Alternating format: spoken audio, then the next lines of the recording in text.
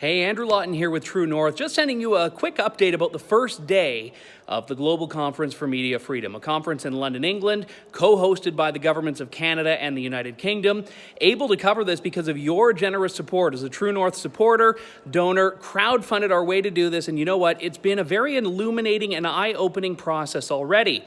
Day one of the program was full of events, but what was interesting is that this idea of defending media freedom, you can see it on the marquee behind me here, the very theme of this conference was somewhat narrower in focus than you might expect. And the reason I say that is because you have a number of cases around the world, third world countries, dictatorships, places where journalists are fundamentally not free.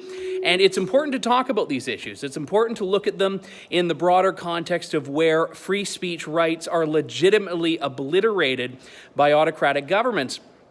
But you also can't stop looking at issues in democratic countries, including in the two countries that are co-hosting this conference, Canada and the United Kingdom. Both of them, admittedly, they were owning up to this in some of their comments, specifically from Chrystia Freeland and Jeremy Hunt, the foreign ministers of the two countries.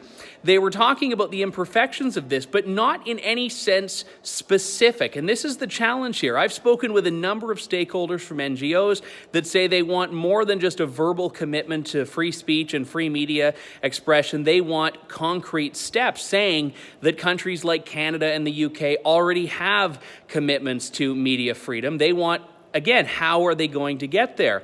But the problem I've had so far is that this is dealing in solely abstractions, solely abstract concepts. Yeah, of course everyone supports ending the jailing of reporters. Of course no one supports murdering reporters that are calling governments to account. Where I'm more interested in seeing the direction go is how are countries that are failing to get their own houses in order going to export media freedom to other parts of the world. And haven't heard any of that from either the Canadian or British delegations so far. Again, only day one of two here. But again, we look at a couple of weeks ago, the Justice Committee in Canada recommended that Parliament regulate online speech. We have Canada's Democratic Institutions Minister, Karina Gould, saying that the government may shut down social media companies that don't comply with whatever the government regulations of them end up being. We have the government in Britain just publishing an online harms white paper, which calls for regulation of social media companies, including what is termed in this report disrupting their operations if they don't comply with government.